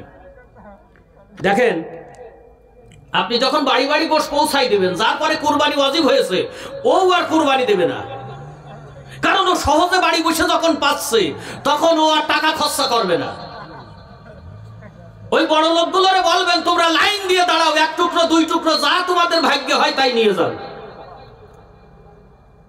তাইলে দেখবেন লজ্জাই হোক আর চাপে পড়িয়ে হোক একটা দুটো কোরবানি বাড়বে। আবার অনেকে নিজেরা গোশ ধরতে যায় না, ছোট বাচ্চা কাচ্চা পাঠিয়ে দেয়। আবার বাড়ির থেকে ফোন করে দেয়, আমি বলো কোরবানি বাদ দিতে পারিনি, এটা ব্যবস্থা করিও। ঠিক আছে কিনা? অবশ্যই এইরকম লোক মনে হয় আপনাদের এলাকায় নেই, আছে? তাহলে এই জাতীয় কোরবানি আপনি এইটা যার হক তাকে না দিয়ে একটা বড় লোককে দিলেন, এখানে আপনি গুনাহগার হবেন। এই গোস্তটা যার হক ছিল তাকে আপনি দিলেন না, দিলেন একটা অবস্থাশালী লোককে। 5 কাঠা জমি বিক্রি করতে চাইলে তার টাকার অভাব নাই, কুরবানি দেবে না। কুরবানি একটা ইবাদত। আল্লাহ পাক বলেন, ইয়া আইয়ুহান নাস উবুদু রাব্বাকুমুল্লাযী খালাকাকুম ওয়াল্লাযীনা মিন ক্বাবলিকুম লাআল্লাকুম তাত্তাকুন। সূরা বাকারা 21 নম্বর আয়াত। আল্লাহ পাক বলেন, হে পৃথিবীর মানব মণ্ডলী, সেই রবের ইবাদত করো যে রব তোমার এই দেহ বডি কানা তৈরি করেছে। ওয়াল্লাযীনা মিন ক্বাবলিকুম, পূর্বের জামানায় যারা কবরে গেছে তাদেরকেও যিনি সৃষ্টি করেছিলেন সেই রবের ইবাদত করো। লাআল্লাকুম তাত্তাকুন, সম্ভবত আদমের হারানো জান্নাত তোমরা পুনরুদ্ধার করতে পারবে। আল্লাহ পাক তারপরে বলছেন, কেন আমার ইবাদত করবে না? তোমাদের কত সুন্দর করে তৈরি করেছি। ওয়াতিনি ওয়াজাইতুন ওয়াতুরি সিনিন ওয়া হাযাল বালাদিল আমিন। 4টে কসম খেয়েছেন আল্লাহ। কটা? ওয়াতিন, তিনের কসম, ওয়াজাইতুন, জাইতুন গাছের কসম, ওয়াতুরি সিনিন, সিনাই পর্বতের কসম, ওয়া হাযাল বালাদিল আমিন। মক্কা মদিনার কসম করে আমি আর শাহজিমের মালিক বলি, লাকাদ খালাকনাল ইনসানা ফি আহসানি তাকওয়িম। লক্ষ লক্ষ মখলুকাতের ভিতর মানব জাতিকে যত সুন্দর আকৃতি দিয়ে তৈরি করেছি, এত সুন্দর করে পৃথিবীর কোন মখলুকাত তৈরি করিনি। আচ্ছা মানুষ বলর দেখি রাত্রি কেন কানো, সূর্যমণি কোথা হতে পাইল এত আলো, ফুলগুলি সব নানান রঙের কেমন করে হয়, পাতাগুলি সবুজ বটে ফুলের মতো নয়, চিনি কেন মিষ্টি এত, তেঁতুল কেন টক, কোকিল কেন অত কালো, ফর্সা কেন বক, দুধ কেন মা অত সাদা, মরিচ কেন ঝাল, আমগুলো সব পাকলে পরে কেমনে হয় তা লাল, পশু পাখি কয় না কথা, মানুষ কেন কয়, বলো বলো ওগো মানুষ ওই সবগুলো কেমন করে হয়, সবই মহান প্রভুর দান, নত শিরে সিজদা করো ও হে মুসলমান। ডিমগুলো সব একই রকম, পার্থক্য নাই মোটে। আছে ডিমের পার্থক্য আছে? ভারতের 1 গামলা ডিম আর আপনাদের বাংলাদেশের 1 গামলা ডিম একটা পাতিলের মধ্যে ভাজিয়ে দেওয়া হবে, আপনারা সবাই মিলে ভারতের ডিমগুলো আলাদা করে দেবেন? পারবেন? তাই আমি বেরেন খাটিয়ে লিখেছি, ডিমগুলি সব একই রকম, ওরে পার্থক্য নাই মোটে, সাদা কালো বাচ্চাগুলি কেমন করে ফোটে, আমরা সবাই বাস করি এই পৃথিবীর অঙ্গে, হাতের লেখা মুখে চেহারা মেলে না কারো সঙ্গে, আর মেলে না গলার স্বর, বুড়ি আঙুলের টিপ, আল্লাহ পাকি একজন আছেন প্রমাণ এটাই ঠিক। সুবহানাল্লাহ বলতে ইচ্ছা করে না? ভাইরা বাপজানেরা, মা বোনদের উদ্দেশ্যে কিছু বলা লাগে, পদ্মার কথা, তাই না? আপনাদের দেশে নারিকেলের গাছ আছে? আচ্ছা, বুড়ো বুড়ো নারকেল গাছ কি আপনারা ঘিরে রাখেন না সারা নারকেল গাছ ঘেরা দেন? সারা নারকেল গাছ ঘেরা দেন, তাই না? তাইলে এই বুড়ি মানুষে বোরকা পরা লাগে না যুবতী মেয়েদের বোরকা পরা লাগে? যুবতী মেয়েরা বোরকা পরে না, পরে এখন বুড়িরা। বলেন? মা ফাতেমাতুজ জোহরা রাদিয়াল্লাহু তাআলা আনহা, নবীজি একদিন ওনাকে সুসংবাদ দিচ্ছেন যে জান্নাতে যত নারীরা জান্নাতে যাবে তাদের সর্দারিনী হবে মা ফাতেমা, আর যুবকদের সর্দার হবে হাসান আর হুসাইন। শুনে খুব খুশি। নবীজি বলছে, ফাতেমা তুমি তো খুশি হলে, কিন্তু একটা দুঃখের বিষয় হলো, কষ্ট হয়তো লাগতে পারে তোমার মনে, এই জান্নাতে সর্বপ্রথম তুমি বাদে আর একজন মহিলা, সেই যাবে জান্নাতে আগে। মা ফাতেমা বলছে, আশ্চর্য কথা, কি এমন আমল আমার চেয়ে বেশি করে যে সে আগে জান্নাতে যাবে? মহিলার একটু জেদি হয়, হয় না? আমার আগে জান্নাতে যাবে, তার মানেটা কে সেই মহিলা? নবীজি বলছেন, ফাতেমা সেই মহিলা বেশি দূরে বাড়ি না, ও যে টিলার পরে পাহাড়ের পরে একটা সুবড়ি ঘর দেখা যায়, ওই সুবড়ি ঘরের ভিতরে একটা মহিলা আছে, ওই মহিলাটাই সর্বপ্রথম জান্নাতে যাবে। ফাতেমা বলছেন, তাহলে কি আমলের কারণে জান্নাতে যাবে? আমি তার আমল সম্পর্কে জানতে চাই। নবীজি বললেন, ঠিক আছে তুমি যাও, ওই মহিলার আমল সম্পর্কে জেনে এসো।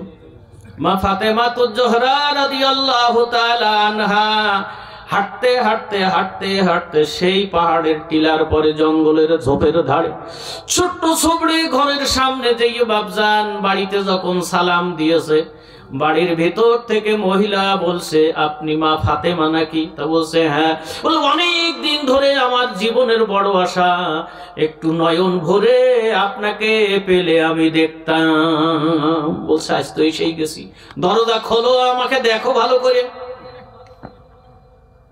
বলছে, ইচ্ছা থাকলেও দরজা আজ খুলতে পারবো না, আমার স্বামী যখন বাড়ির থেকে চলে গেছে, আপনার জন্য দরজা খোলার অনুমতি তো দিয়ে যাইনি, আমি দরজা খুলতে পারবো না। কারণে আপনি যদি মেহেরবানি করে আগামী কাল আসেন, আমার স্বামী যখন বাড়িতে যাবে স্বামীর কাছ থেকে অনুমতি নিয়ে রাখবো, আমি পরাণ ভরে একটু আপনাকে দেখতে চাই। মা ফাতেমা আশ্চর্য হয়ে গেল, আমি একজন মেয়ে লোক, তুমিও একজন মেয়ে লোক, আমার জন্য দরজা খোলা যাবে না? বলছে, না, স্বামীর অনুমতি বাদে আমি দরজা খুলতে পারবো না। মা ফাতেমা বাড়িতে চলে গেছে। পরের দিন আবার যখন আসতেছে, অনুমতি নিয়ে রেখে দিয়েছে মহিলা। স্বামী বাড়িতে আসলে অনুমতি নিয়ে রেখেছে, মা ফাতেমা আসলে দরজা খোলার অনুমতি দিয়ে গেছে। কিন্তু মজার ব্যাপার হলো, পরদিন যখন আসতেছে, হযরতে হুসাইন ছোট মানুষ মাকে ডেকে বলছে, আম্মা কাল একবার আপনি আমাকে ফাঁকি দিয়ে চলে গিয়েছিলেন, আজ আবার কই যান? আমাকে না নিয়ে যাওয়া যাবে না, আমি আপনার সাথে যাবই যাব। খুব জেদি মানুষ ছিলেন বিশ্ব নবী হযরতে ফাতেমাতুজ জোহরা রাদিয়াল্লাহু তাআলা আনহাকে যখন সংবাদ জানালেন, আমি ইন্তেকালের পর 6 মাস পর তোমার সাথে আমার দেখা হবে, এই 6টা মাস তুমি একটু হুসাইন হাসানকে দেখে রাখবে, কারণ তারা খুব জেদি মানুষ, আমার কলিজার চাইতেও আমি তাদেরকে ভালোবাসি, হুসাইনকে ভালোবাসি, একটু তার প্রতি খেয়াল রাখবে। ভাইরা বাপজানেরা, পরদিন যখন হুসাইনকে সাথে করে নিয়ে ওই মহিলার ঘরের কাছে যেয়ে বাপজান হাজির হইয়াছে, একটু দরজা খুলতে দেরি দেখে হুসাইন বলছে, মা এই মহিলা তো আচ্ছা মানুষ, আমরা কি যেন তেন মানুষ, আমরা এসে এখানে দাঁড়িয়ে আছি, দরজা খোলেই না, খোলেই না, ব্যাপারটা কি? হুসাইনের গলার আওয়াজ পেয়ে ঘরের ভিতর থেকে বলছেন, আমার বড় আশা ছিল আজকে দরজা খুলে আপনাকে একটু দেখবো, কিন্তু আজকেও আমার কপাল মন্দ। বলছে, কেন? আমি তো চলে এসেছি। আপনি কাকে সাথে করে নিয়ে এসেছেন? এই বাচ্চাটার জন্য তো আমি অনুমতি নেইনি। মা বোনেরা একটু খেয়াল করেন, স্বামীর কত কদর, কত মর্যাদা। হুসাইন তখন বলছে, মা এই মহিলা খারাপ লোক, তুমি চলো তো আমার নানার কাছে যাই। এই মহিলা আমাদের সাথে এইরকম ব্যবহার কেন করলো?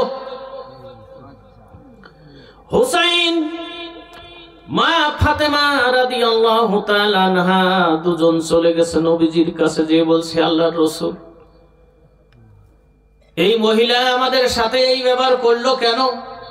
কি কারণে দরজা খুললো না? আর এই মহিলা কি কারণে আগে জান্নাতে যাবে? এই কথা না বলা পর্যন্ত আপনার হাত ছাড়বো না। হুসাইন ধরিয়েছে কায়দা মতন নবীজিকে। বিশ্ব নবী হাত ছাড়াইতে যখন পারছে না, তখন বলছে, দাঁড়াও, কি কারণে আগে যাবে আমি ডাকছি। হযরত আলীকে ডাক দিয়েছে, আলী রে, লাব্বাইকা ইয়া রাসূলুল্লাহ। নবীজি বলছেন, আলী, ঘটনার বর্ণনা দাও, ওই মহিলা কি কারণে আগে জান্নাতে যাবে? তোমাকে আগে তো আমি বলে রেখেছি, নবীর সাথে জামাই শ্বশুরের কত সুন্দর সম্পর্ক। একটা দস্তরখানা বিছিয়ে খেজুর খাচ্ছে, খোরমা খাচ্ছে। হযরত আলী যেখানে খেয়ে বিসিগুলো থুচ্ছে, বিশ্ব নবী খেয়ে খেয়ে বিসিগুলো ওখানেই থুচ্ছে। খাওয়া দাওয়া শেষে সাহাবীদেরকে ডেকে বলছে, আজকে আলী দেখো কি ক্ষুধা লেগেছে, সবার চাইতে বেশি খেয়েছে। হযরত আলী বলছেন, সাহাবীরা, আল্লাহর নবী, সাহাবীরা, আপনারাই বলেন, যার ক্ষুধা বেশি লেগেছে সে বিসি শুদ্ধ খেয়েছে, না যার ক্ষুধা বেশি লেগেছে সে বিসি বাদ দিয়ে খেয়েছে। আল্লাহর নবী দেখেন খেজুরও খাইয়েছে, বিসিও খাইয়েছে, তাইলে ক্ষুধা বেশি লেগেছে কার? হযরত আলীকে বলছেন, তুমি বর্ণনা দাও, কি কারণে ওই মহিলাকে জান্নাতে যাবে? হযরত আলী বলছেন, আমি একদিন বাড়িতে গিয়েছিলাম, ফাতেমার উদ্দেশ্যে বলছেন, আমি বাড়ির ভিতরে ঢোকার সাথে সাথে তুমি বলেছিলে হুসাইন আর হাসান না খেয়ে ক্ষুধার যন্ত্রণায় তাদের ঘুম পাড়াতে আমার খুব দেরি হয়ে গেছে, কানতে কানতে তারা ঘুমিয়ে গেছে। আমি বলেছি ঘুম থেকে জাগলেই তোমাদের খাবারের ব্যবস্থা করব, কিন্তু কোনো খাবার বাড়িতে নাই, বাচ্চারা উঠলে আমি কি করব? তুমি এক কাজ করো, বাড়ির ভিতরে বেচার মতন কিছুই তো নাই, বিক্রি করব, টাকা পয়সাও নাই, খাবারেরও ব্যবস্থা নাই। মা ফাতেমাতুজ জোহরা রাদিয়াল্লাহু তাআলা আনহা নিজের ব্যবহৃত একটা ওড়না শোনেন, একটা ব্যবহৃত ওড়না নিয়ে এসে হযরত আলী স্বামীর কাছে দিয়ে বলছে, স্বামী গো, এই ওড়নাটা বাজারে গিয়ে বিক্রি করে যা হয় তাই দিয়ে খাবার কিনে নিয়ে এসো। হযরত আলী ওড়নাটা ব্যাগের মধ্যে করে নিয়ে গেছে, লোকজনে যাতে দেখতে না পারে। স্ত্রীর কোন জিনিস বাজারে বিক্রি করতে নিয়ে গেলে মানুষে তাকে ছোট মনে করবে, কথা ঠিক আছে কিনা? হযরত আলী ওই ওড়নাটা ব্যাগের ভিতরে নিয়ে সারা বাজার ঘুরে বেড়াচ্ছে, বের করতে সাহস পাচ্ছে না, লজ্জা লাগছে, কি করে মানুষের কাছে দেখাবে? বিশ্ব নবীর মেয়ের ব্যবহৃত ওড়না, হাসান হুসাইনের মায়ের ব্যবহৃত ওড়না, কোন জায়গায় বলতে পারছে না। হঠাৎ একটা মুরব্বী লোক আলীকে দেখে বলছে, আলী রে, মনে হয় কোনো কিছু বিক্রি করার জন্য তুমি বাজারে ঘুরে বেড়াচ্ছ, কারণ এই কোটিতে যারা ঘোরাঘুরি করে তারা কিছু না কিছু বিক্রি করার জন্য আনে। তুমি যে জিনিসটা বিক্রি করতে নিয়ে এসেছো দেখা দেখির দরকার নাই, দাম চাওয়ার দরকার নাই, তুমি যদি ওই মালটা আমার কাছে বিক্রি করো 6টা দিনার আমি তোমাকে দিয়ে দেব, তুমি মালটা আমার এই ব্যাগের ভিতরে দিয়ে দাও। অন্যদিকে মুখ করে ব্যাগের চেন খুলে বলছে, এর ভিতরে তুমি দিয়ে দাও। হযরত আলী অত্যন্ত গোপনীয়তা রক্ষা করে ওড়নাটা নিজের ব্যাগের ভিতর থেকে বের করে মুরব্বির ব্যাগের ভিতরে দিয়ে বাবজান সেন্টাইটে দিয়েছে। 6টা দিনার যখন দিয়েছে, 6 দিনার খুশিতে হযরত আলী একটা হোটেলের সামনে গেছে। হোটেল চেনেন? হোটেলের সামনে যেয়ে বলছেন, হোটেলওয়ালা ভাই, এই 6 দিনারের যে মিষ্টি হয় সেই মিষ্টি একটা টোপলা আমাকে বেঁধে দেন। হাসান হুসাইন না খেয়ে আস। ভাইরা বাপ জানেরা, এই একটা মিষ্টির টোপলা বাঁধা কমপ্লিট হয়ে গেছে। বাধা কমপ্লিট হয়ে গেছে, আলীর হাতে দিতে যাবে, টাকা 6 দিনার নেবে। হঠাৎ একটা ফকির সামনে এসে হযরত আলীর কাছে ভিক্ষা প্রার্থনা করেছে। রাগ হবে কি হবে না? হ্যাঁ, আলী রাগ হয়ে গেছে। হঠাৎ আল্লাহর কোরআন মনে পড়ে গেছে, ওয়া আম্মাস সাইলা ফালা তানহার।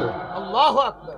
আলী রে, খবরদার সাইলকে তুমি ধমক দিও না, ধিক্কার দিয়ে তাড়িয়ে দিও না। 6 দিনার ধরে প্রথম 2 দিনার দিয়েছে, পরে চিন্তা করছে, তাই রে কার জন্য আমি জমা করব? এই সাইল যদি মনে কষ্ট পেয়ে চলে যায়, 6টা দিনার আমি দান করে দেব, বিনিময়ে আল্লাহ আমারে 10 গুণ দেবে, তাইলে কম দিচ্ছি কেন? 2 দিনার দিচ্ছি কেন? 6টা দিনারই দান করে দিই। আল্লাহর রাস্তায় যদি কেউ 1টা টাকা দান করে, আল্লাহ তার আমলনামায় 10টা দান করে দেয়, 10 গুণ বৃদ্ধি করে দিবে আল্লাহ। এই বিশ্বাস 6 দিনার দান করে দেশে পাবে কত? 60 দিনার। 60 দিনার পাবে বাবজান। এই আশাই ফকিরকে দিয়ে দিয়েছে।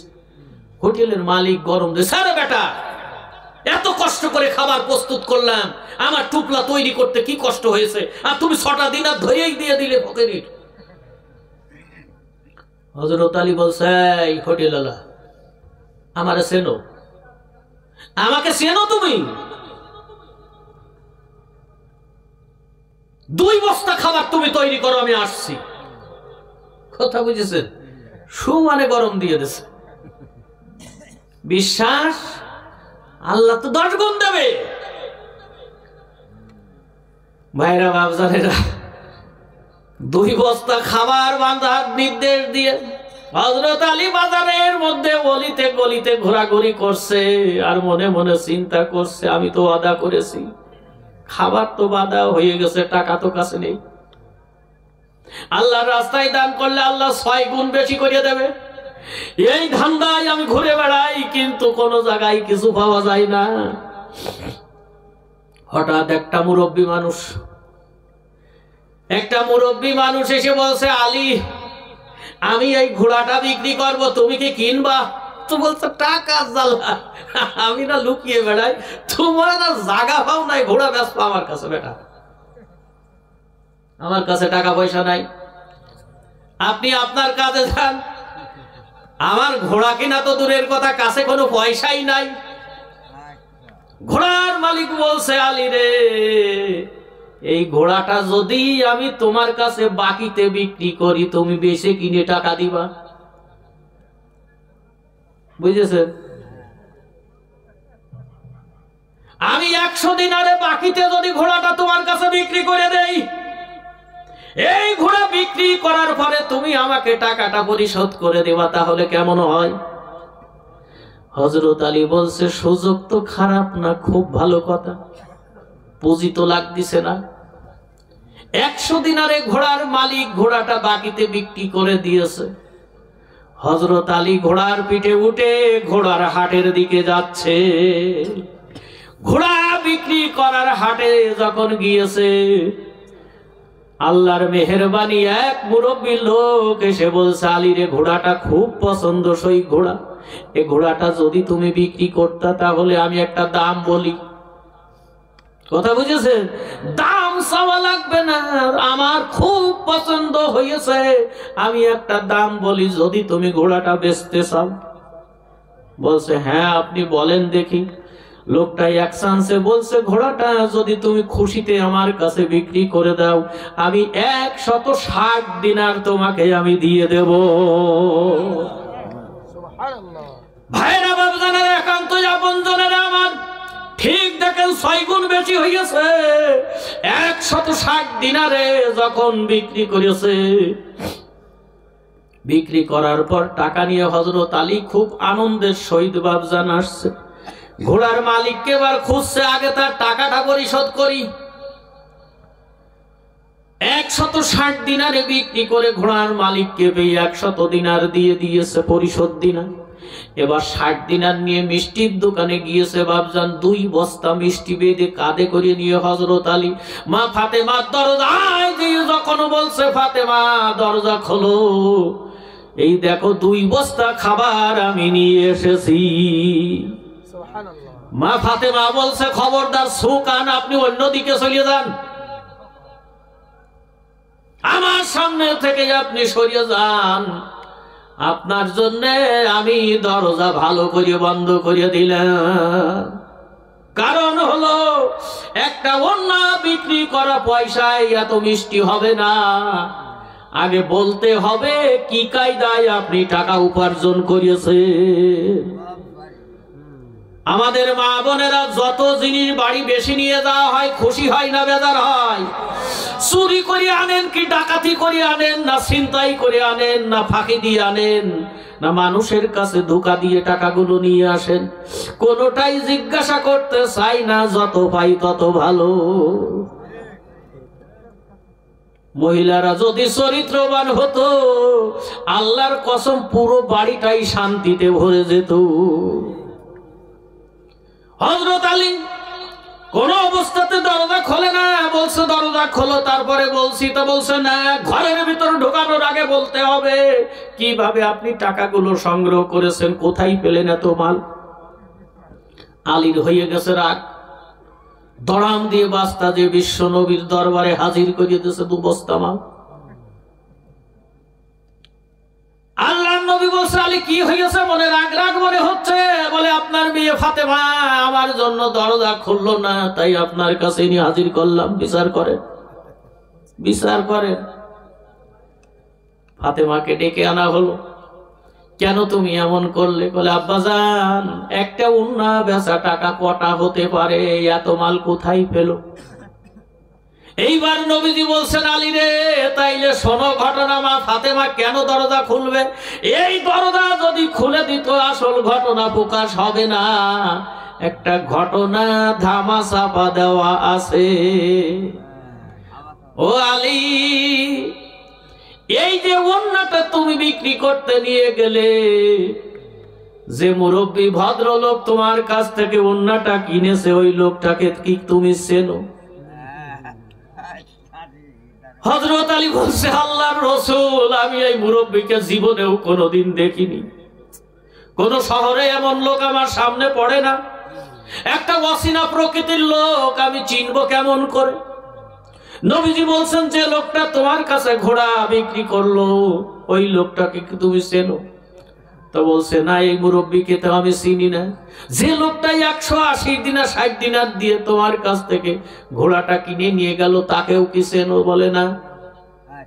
নবীজি বললেন এবার শোনো ঘটনা, যিনি উন্নাটা কিনেছেন উনি পৃথিবীর কোন মানুষ না, উনি আল্লাহর পক্ষ থেকে আসা ফেরেশতা। যিনি তোমার ওই ঘোড়াটা বিক্রি করেছেন উনিও মানুষ না, উনি হলেন ফেরেশতা। আলী রে ওই যে ওন্নাটা কিনে নিয়ে গিয়েছে পৃথিবীর কোন মানুষ না, কোন মানুষ এইটা দেখতে পারবে না। এই ওন্নাটা মা ফাতেমার ওন্না, জান্নাতের একটা তাকের পরে সুন্দর করে গুছিয়ে রেখে দেওয়া হয়েছে। কিয়ামতের ময়দানে কঠিন মুসিবতের দিনে মা ফাতেমাতুজ জোহরা রাদিয়াল্লাহু তাআলা আনহা যখন জান্নাতে যাবে, একটা উটের পিঠে সওয়ার হয়ে মা ফাতেমা জান্নাতে যাবে। এই উটের গালে, এই উটের গলায় কোনো রশি থাকবে না, রশিবিহীন উট এদিক ওদিক চলে যেতে পারে। উটটা জান্নাতের দরজার কাছে কাছে যখন যাবে, এদিক ওদিক যাইতে চাইবে, তখন জান্নাতের ভিতর থেকে মা ফাতেমার ওই সেই রেখে দেওয়া ওন্না, ওই উন্নাটা নিয়ে এসে উটের গলায় পেঁচিয়ে দেওয়া হবে রশির মতন করে, এবং এই রশিটা আর একজনে টানতে টানতে নিয়ে যেতে হবে। ওই যে পাহাড়ের পাদদেশে একটা সবড়ে ঘরের ভিতরে যে মহিলা কাঠুরিয়ার স্ত্রী উম্মে জামিলা, এই উম্মে জামিলা সেই দিন এই উটের গলার রশি ধরে টানতে টানতে জান্নাতে যাবে। সিস্টেম অনুযায়ী যিনি রশি ধরে আগে যাবে তার পাটা আগে জান্নাতে যাবে। কেউ বুঝতে পারবে না ফাতেমাও জান্নাতে যাবে।